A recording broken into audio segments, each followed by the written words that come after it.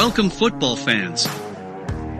Buckle up for another hard-hitting episode of Let's Talk XFL, the only podcast solely focused on the XFL. From a sunny Southwest Florida studio, here's your host, Michael Lathrop. Hello, football fans. This is episode 44, another showcase and player engagement. This episode is brought to you by our friends at Royal Retros by 503 Sports. Royal Retros are the king of throwbacks. Royal Retros by 503 Sports provides a line of merchandise from legendary defunct leagues such as the XFL 1.0. If you have always wanted to get yourself a quality Las Vegas Outlaws He Hate Me or Los Angeles Extreme Tommy Maddox jersey, perhaps even an OG XFL's team's t-shirt, we have you covered. Simply click on the link provided in the show's description and notes and enter the code LETSTALKXFL at checkout to receive 10% off your purchase. This past week, there were a few new XFL developments. Later in the show, I will be joined by running back Jawon Hamilton to discuss his football journey and XFL Draft Invitation. But first, we have those developments to cover. So, let's get to it. Did you hear the news? Did you hear the news? On August 31st, the XFL announced Brian Westbrook Sr. as the Director of Player Engagement. In this role, Westbrook will oversee team matters related to player experience, player and coach relations, off-field player development, and player marketing. He is responsible for all aspects of the league's player engagement program, including developing and leading initiatives to enhance professional development in areas such as media relations, continued education, total wellness, and financial well-being. As a liaison between the league and its teams and players, Westbrook will help maintain strategic relationships with athletes in ensuring they are well supported and positioned for success. Prior to joining the XFL, Westbrook serves as the managing director of the Athlete Entrepreneurship Network, a subsidiary of Underdog Venture Team, which helps support former athletes transition to business professionals and provides them with business opportunities and access to thought leaders across the sports business sector. He also served as the chair of 76 Capital Athlete Venture Group, a venture capital firm focused on investing in game-changing startups in sports betting, esports, and sports tech, as well as first-hand experience as a player whose career spanned 9 National Football League seasons with the Philadelphia Eagles and San Francisco 49ers. Post-retirement, Westbrook has served as a panel member on Comcast Sports Network's Eagles Post-Game Live. He will report to Mark Ross.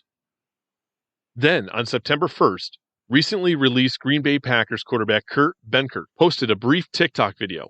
Here is the audio. I have good news and bad news. The bad news is that I'm not on an NFL team yet. It's my first time in 5 years being a free agent during the season. However, I had a really dope call with the XFL. There's something exciting about not being on the bench anymore. Interesting. Although there have not been any formal announcements, Benkert, at minimum, had a conversation with the XFL about playing in the league. Even if nothing has been finalized, he sounds interested. We will have to keep a close eye on how this plays out. Also, on September 1st, American National Combines announced it will be hosting a supplemental showcase on Saturday, October 22nd at Maranatha Christian High School, specifically for players on the XFL waitlist. Per the announcement, XFL coaches and personnel directors will be in attendance to evaluate the participants. If you recall, a few episodes ago, XFL Boards writer Greg Parks made a guest appearance on our show and stated the XFL were looking to add another showcase this fall. This American National Combine showcase appears to fit his claim. I see this as another wise move by the XFL. As I have previously mentioned, I will now be joined by running back Jawon Hamilton to discuss his football journey and XFL Draft Invitation. Welcome, Jawon. I appreciate you taking the time to join the show to discuss your football journey and XFL Draft Invitation. Yes, sir, and I thank you for having me on your platform. I'm just ready to tell you, what you want to know. I really appreciate you taking the time to do this. I understand that, life can get crazy at times, but you made time for this show, and I appreciate it. So, every player has a unique football journey. Everybody I talk to has a slight unique twist to it. Yours is you played for 3 different Division I universities, Central Florida, James Madison, and Eastern Michigan. Can you walk us through your collegiate recruitment and the process of how each of these opportunities came about? Oh man, it was one of a kind. So coming out of high school, I didn't get an official offer until like my senior year, and it was from like a small school called Prairie View A&M University out in Texas. So that kind of like started me off. That's when I was just starting to get eyes on me, and people were just starting to notice who I was as a player. Then my next offer was FIU, in which I committed to FIU just to lock in to make sure, if I don't get any more offers, I want to at least be set here. Therefore, God blessed me to continue to have a great season my senior year, and University of Miami offered me. And then, that's when I kind of went up from there. University of Miami, then I got Louisville, then Kansas, and, Syracuse, and it just kept going.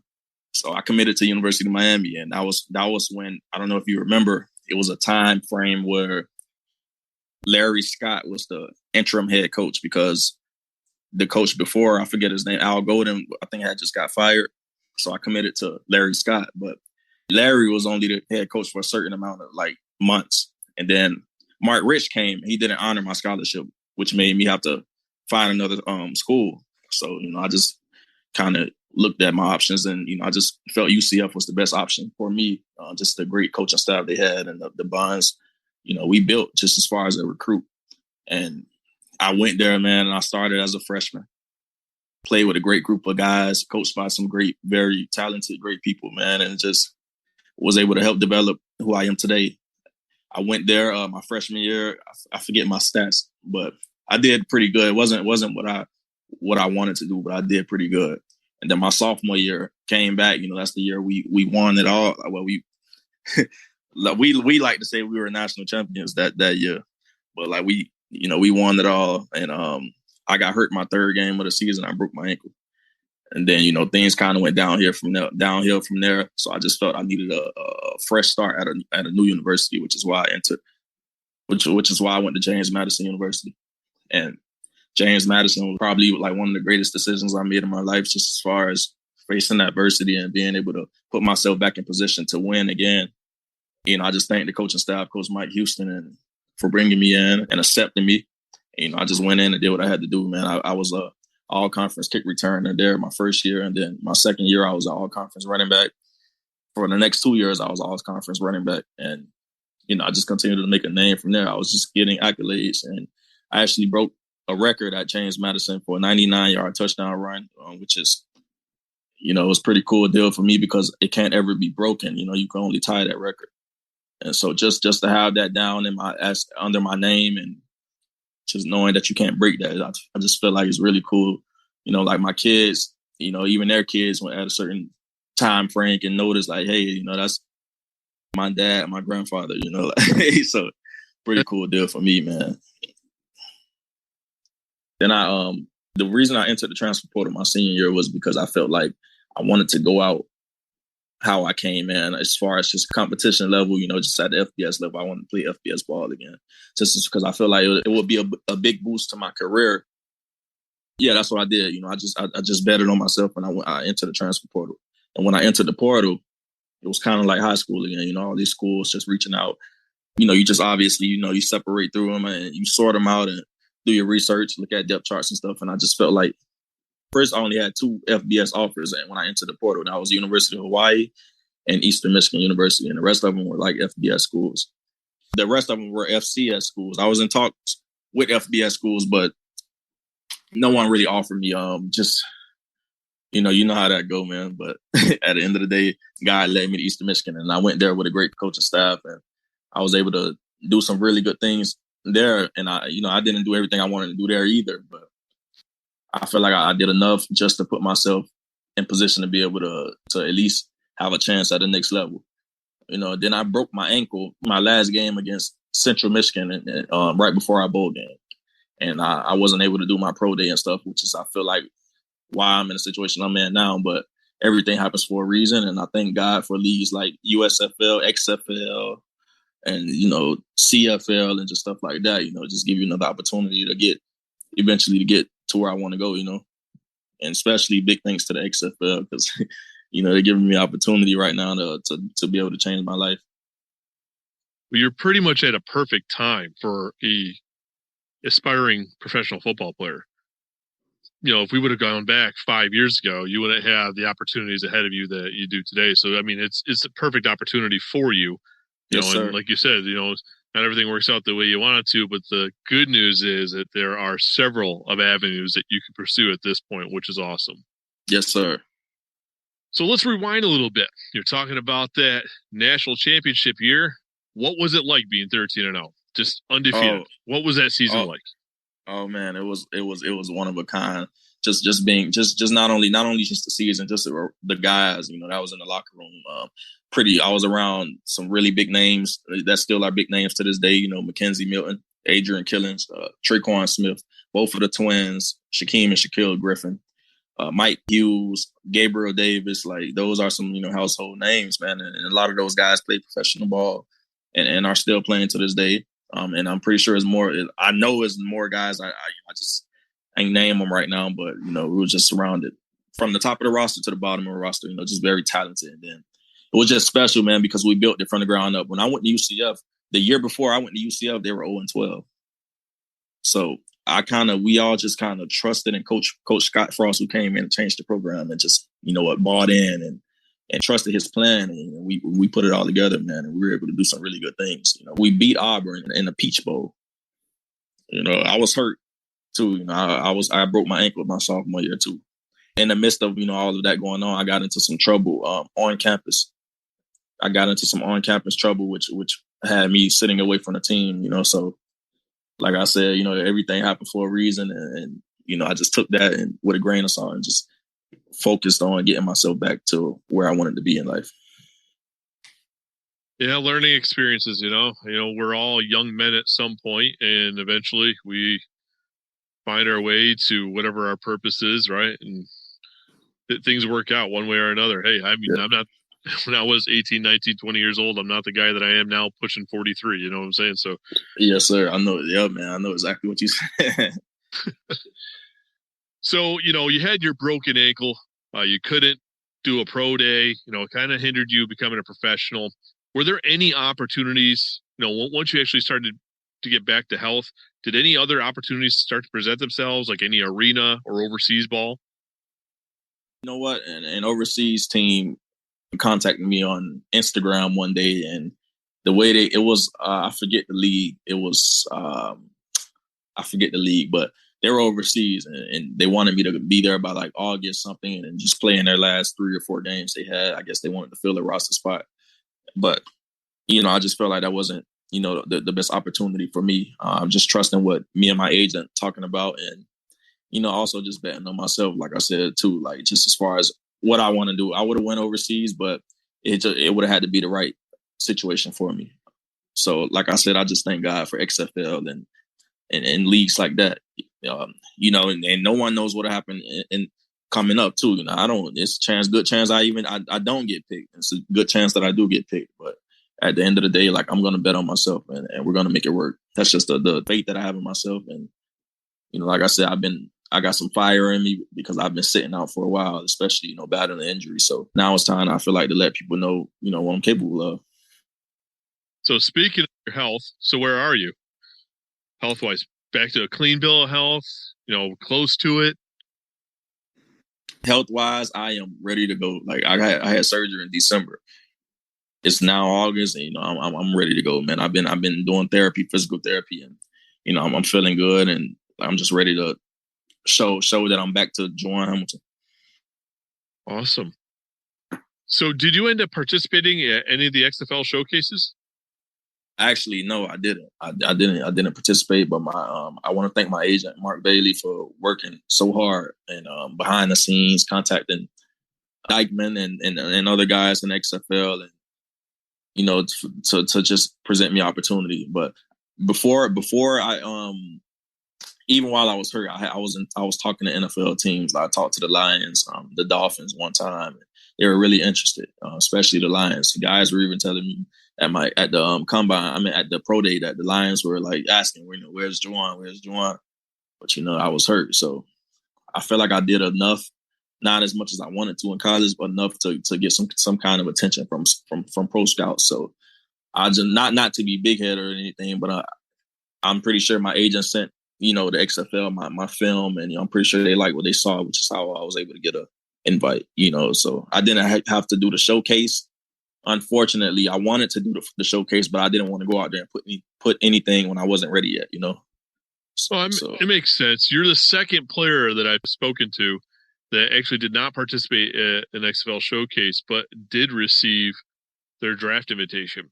So I just find it interesting, and that's why I asked, because clearly certain things happen, whether a player participates at the American National Combines or whether it's just their own tape. And, all of these executives and scouts have either worked for other, National Football League teams or other big time colleges. They all kind of have a very good idea of who's out there. And that word travels among each other pretty good. So I'm pretty certain that your tape obviously didn't go unnoticed. And probably there were some conversations, whether it was between the Lions, the Dolphins, the scouts, and executive teams with those at the XFL, because we're even seeing the XFL coaching staffs and even executives are already scouring the NFL preseason camps. They're right there at preseason games and camps and stuff. So there's a working relationship there. So it's obvious that information is probably being exchanged, which works out for a player like you, and that's awesome. Right. And I'm just, like I said, I'm just thankful for the opportunity. I'm just, I'm a type of guy. You give me the inch, man, I'm gonna take that and run with it. So I just need the opportunity. That's all I need, and not big on excuses. Just give me the opportunity, and if I don't do what I'm supposed to do with the opportunity, that's completely on me. I can't point fingers at anyone. So, like I said, I'm just thankful for the opportunity. So hopefully we can get this thing going. So speaking of the opportunity, on August 12th is when you posted the image of your acceptance and admission to the XFL draft pool. What was that moment like for you when you received it and you got to click accept? Honestly, like, God, honest truth, like, I was on my way to Orlando with my daughter and, my girlfriend. We were on our way to Orlando, and I just happened to, I don't know, I guess God told me to check my email, right? So I checked my email, and I always check my email. Just, I don't know, you never know what you'll see. So I just happened to check my email, then I see a XFL invitation there. I'm like, no, you kidding me? So I clicked on it, and it was the official invite, and I just started shaking, man. Like, I was driving, I had to stop, like, and just sit there because my hands was just shaking. I just couldn't stop shaking, man. It was just too many emotions going on, knowing everything that I've been through, and people real close to me know exactly everything that happened, and the struggles I've been through just growing up, and all the different trials and tribulations I just had to go through. So I haven't made it yet, but just to get that invite, man, it was big to me, man, because it's plenty of people playing football right now, want that invite, and I'm all for it too. I've been in their shoes before, just waiting, hoping for an opportunity too, and just to get the opportunity, man, it was big. So at the end of the day, I'm just really thankful, and I know I'm not gonna let the opportunity go to waste. So on the 12th, Friday the 12th, you receive your invite. You're going through all those emotions, right? And then yours truly, that you're speaking to right now, breaks the news that there was false invitations going around, right? Now, this is a perfect, and I'm not trying to really dwell on that too much, but you're on the highs of highs, and then you come across the news that I break. Ooh. And we had an exchange in the Twitter DMs, and I'd shared what information I could and how to go about it. You went from the highs of highs, and you saw that. Where did your mind go? Did you really question? Did you like just be my luck? I didn't get a real opportunity. I mean, just walk me through it. I'm not trying to really stoke the foot, but I'm just curious, because here's a prime example that you can talk to what that news did, right? And I don't really know other than the exchanges, but now you can share that with all the listeners and whatnot, what that news did for somebody like you. Right. So I'm glad you asked me that, honestly. I'm glad you even brought that up. So honestly, when I had just posted it and stuff, and then, I want to say later on that night or that morning, I saw your post. So Oh man, like my mood completely like I just got drained. Like my heart was beating fast and I got extremely anxious, man. So I just started hitting my agent up, like hitting my agent, just texting them. I even emailed the email that came inside my invite just to, get confirmation. Because you got to remember, like I'm going off of no showcases, no nothing. So it kind of seemed real to me, like, oh damn, mine have to be fake because bro, I didn't do no showcase, no nothing. So it's like I'm thinking about all of these things in my head. So I'm like, dang. Then at the same time, I just posted it on my social media. Like, it's just, man, it was just too many emotions going on. I was like getting really drained and anxious. So I emailed them, and then thank God that morning, Dave Dykeman emailed me back himself, and the other, it's the other guy, I forgot his name. Doug Whaley. Whaley and Dykeman emailed me back personally from that email, and they were like, "No, Jawon, we are aware of the fake invitations going out, but we are excited to basically be offering you a draft invitation," and there was like congratulations and stuff like that. And my agent was already telling me like, "Yeah, man, you're good," because they got back to him too. So that's when I text you like, yeah, I got confirmation, like but I definitely emailed that email that came in my invitation and just wanted to see what was going on because I was extremely anxious because I was just extremely emotional, man. That when I seen that, it just made so much sense to why I even got an email. I mean, got an invite. I'm like, yeah, mine have to be fake, but it turned out it wasn't fake, man. And I just thank God for that, and I thank God for David and Doug Whaley for getting back to me because they got back to me pretty fast. Because I sent them, like a nice email, and I could tell that they see like, oh man, this kid is really worried, And then they gave me the official invite too, so like they confirmed that mine was true. I know when you told me through DM that yours was legitimate, and I'm honestly happy that it is, right? I really don't want to be the guy, the bearer of bad news. When this got brought to my attention through DMs from an agency that had a bunch of snapshots, I saw it. I was conflicted.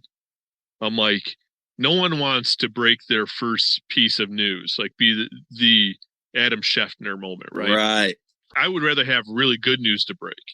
I was sitting on something that I knew that somebody came to me, they wanted to be anonymous, and I had a duty to, because I have been interviewing so many players, right? I have a platform to share your story and every one of your peers' stories, right? Trying to help them get to their next level.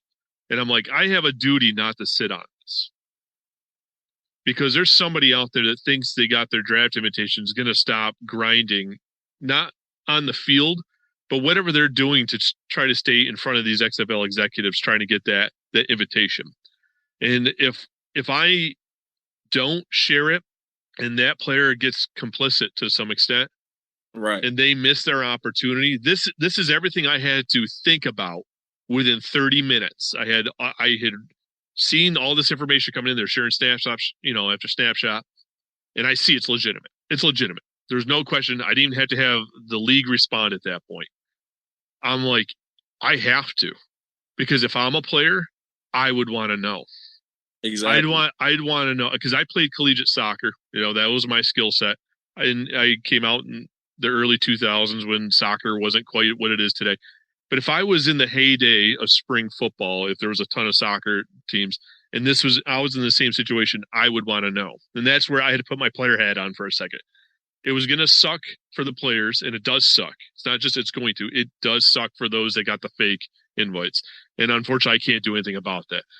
All that I am happy is that I was able to let them know, and if they got the wrong representation that misguided them, now they know, and they're getting the right representation when there's still an opportunity to still achieve that invitation.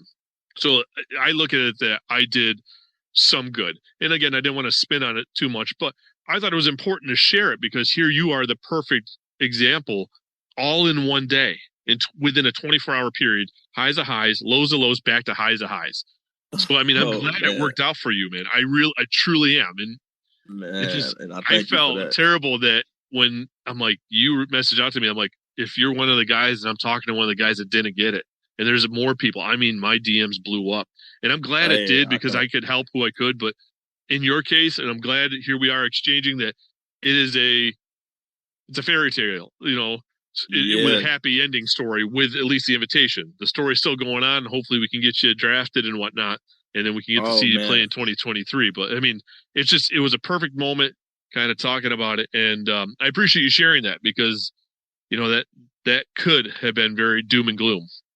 And we thank you for even, and I promise you, all of us, well, I can't speak for everyone, but me personally, like, I actually thanked you for doing that because, I could have been one of them players like that could have really been thinking something was going on when it wasn't. Like, and, I just can only imagine the emotions and the feelings of those guys that actually received the fake one. So I saw another post on Twitter where, so when you get the actual invite, there's another link that come in there that you got to fill out. So that link that was coming in there, they're sending that out to people. That's what's going on. Like, so I kind of knew mine was real right then and there too, because I got the actual invite first, and then I had to click on the link. So I didn't just get sent a link, like, you know what I'm saying? So I can only imagine. Like, I say all that to say, like, man, it can be really.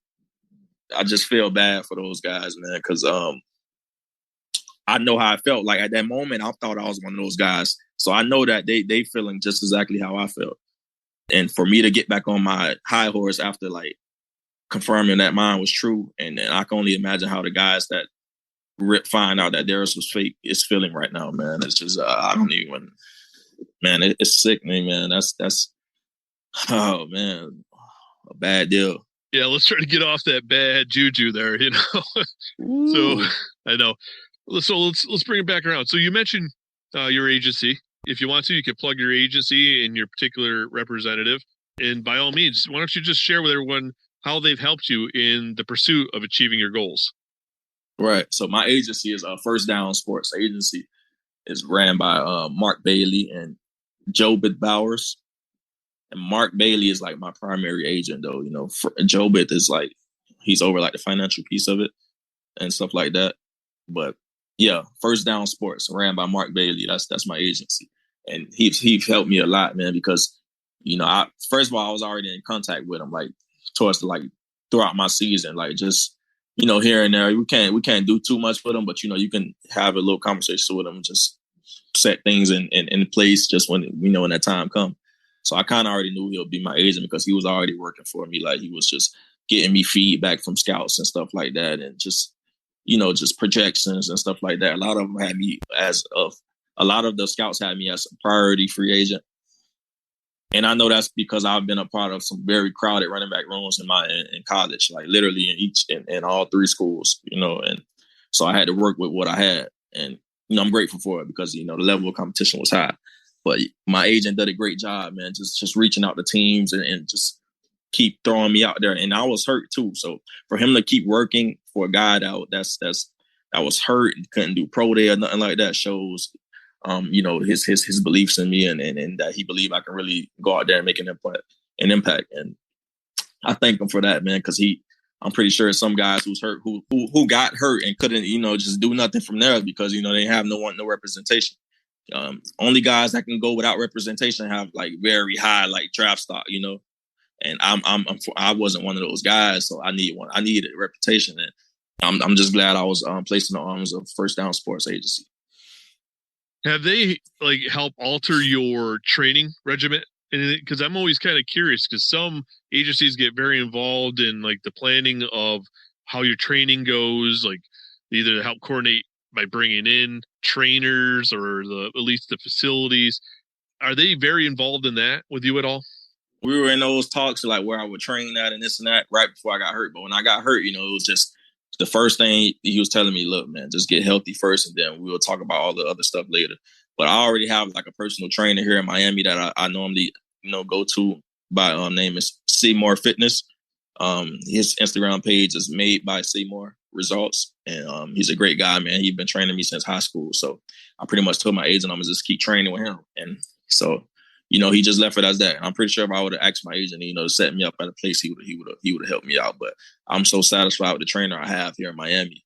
And not only that, I can still be here and my daughter is 11 months. So, I feel like it was a great deal.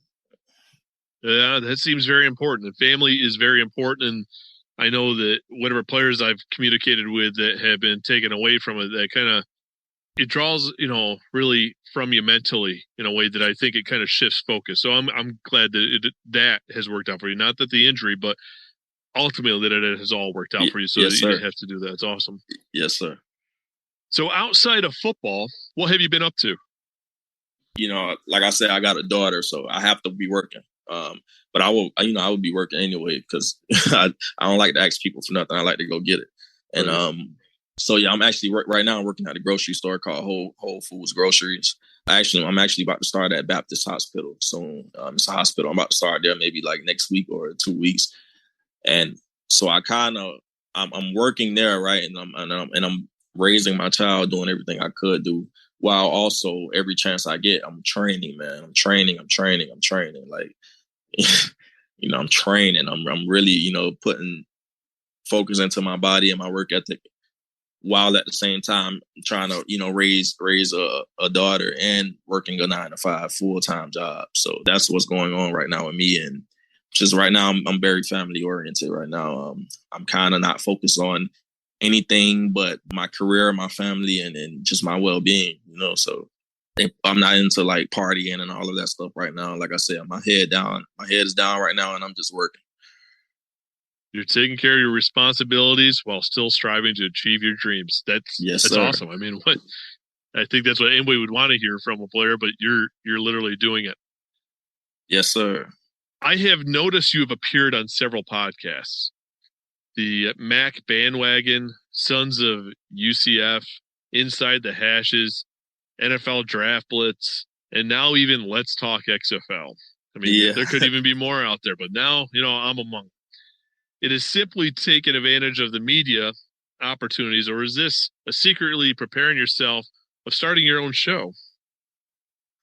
Oh, man. You know what? So I've actually thought about starting my own show too, but I just feel like I got a lot more work to do. So, so I'm just, I'll take that day by day. But as far as media, speaking of, podcasts and things like that, I'm actually like thankful for you guys because you give me a chance to speak my behalf and what I'm doing to better myself and how I made my college career work and, what's going on in my life right now. So, and I'm pretty sure people tune in that's really anxious to know what's going on. And it can't happen without you guys giving me the opportunity. So, I kind of take advantage of that. So every opportunity I get to do an interview or podcast or whatever it is, I try to do it, man. Because like I said, I'm just thankful. Well, I'm, just happy to be playing whatever part I do in it. So it's awesome that I'm able to share like your story as well as others. But I always encourage anybody that I know that has any interest in it. It's hard at first to kind of get it up off the ground, especially if you talk alone in recording for a bit and you don't have a counterpart to kind of bounce things off and have natural conversation. But it's worthwhile because there's relationships I built within this, in whether it's wherever you and I may go if you end up making it in the league type of thing, but there's relationships you end up connecting with, whether it's executives, other podcasters. And I think it's awesome, even if they're kind of the same. But what I think is really be cool is podcasts that come from a player's perspective. We already see it with the major sports. I think it'd be kind of cool to see somebody, an XFL player or two kind of maybe come together and pull back the curtains and let us kind of hear a little bit more without, maybe divulging too much information, but that would be kind of cool. So I saw this and I'm like, I have to bring it up because what if he is interested? And I'm like, was this just kind of, maybe I could help push you in that direction, that if you're on the fence, eventually just go for it. Because I think podcasters like myself, even fans would really enjoy something like that. So, hey, don't jump on it too soon, but you got time. And if you get in the league, that'd be really cool to, to see. Yeah, man. Yeah. And, just to be able to give it more of a, the life of an athlete and go into a little more details without, like you said, telling too much, but I think that'll be, interesting too. So I know and me, not to be like big head or anything. I know I can attract a nice, crowd as far as like, I know a lot of people, like I said, I've been in 3 states, not 3 states, but I've been at 3 different universities, 3 states. So, yeah. So yeah, man, I think that'd be a good deal for me. So I'll continue to look into it. Yeah, I think you would pull really well from whatever fan base you're playing for too. So I think it'd be a big draw. I think it'd be interesting to really listen to, right? Even if you're outside, a fan from another team, it'd be kind of cool just to get somebody's take like that. So right, that'd definitely be awesome.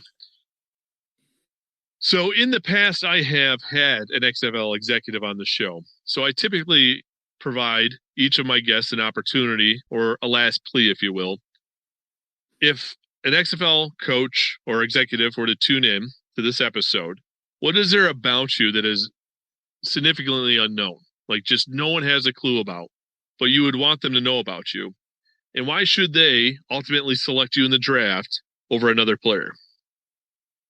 I'm uncommon, man. I just feel like I'm uncommon. Everything I go with that mentality, just being uncommon, just not being like the next person. I just feel like I'm different. And that's in every area of my life. That's everything I do. Like just the way I attack something and the way I when I set my mind on something, I go get it. Like I told you, I'm a type of person. I don't ask for handouts. I want to go get it. Also, one thing that that they don't know about me is just that I make music, man.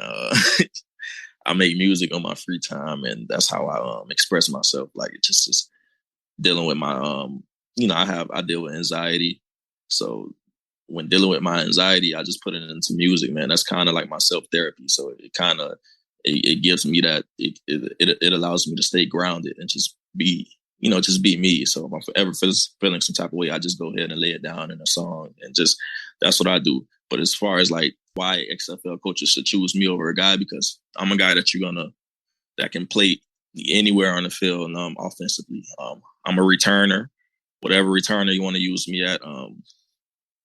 My game is pretty much based on speed. You get me the ball in space, try to get me the ball in space, and I'm 9 times out of 10, I feel like I'm going to win that matchup. Like I said, I like to get the ball in space. So, once I see green, man, I'm chasing it, and I'm doing what I got to do. And the advice I have for my defenders is, don't get left behind, because I'm gonna bring it. I can catch the ball out of the backfield. I feel like I could just play different positions, and I'm just not strictly just a running back. So I feel like that's what put me above other guys.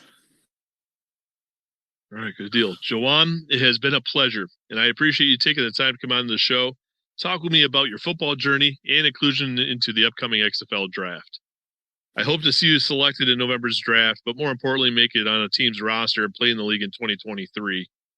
If so, I'd love to have you come back again sometime so we can just chat about how things are going and ultimately how your team is progressing. Right.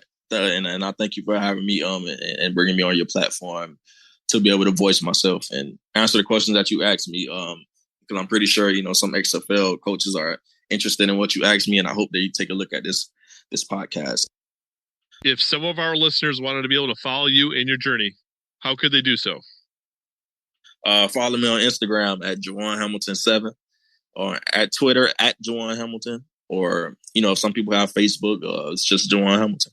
So pretty much on all social medias, just first and last name Jawon Hamilton, I should pop up somewhere, man. And that's how you can follow me. I'm pretty active on Twitter and Instagram. So if they want to follow me and keep up with what I have going on, I would recommend those 2 social medias platforms. Perfect. Thank you, Jawon. Thank you. Wow, another unique player's journey where he played for 3 different Division I programs. No showcase experience, yet received an XFL Draft Invitation. This is why I share these players' experiences. No 2 are the same, therefore they are completely different. Come November 16th, I really hope to see Jawon selected in the XFL Draft. Unfortunately, there have not been any Let's Talk XFL fan line messages for this week. If you have a comment, question, or hot take and would like it to be heard on the show, reach out to Let's Talk XFL fan line by calling 863-TALK-XFL or 863-825-5935. Doing so, your message could be included in an upcoming episode.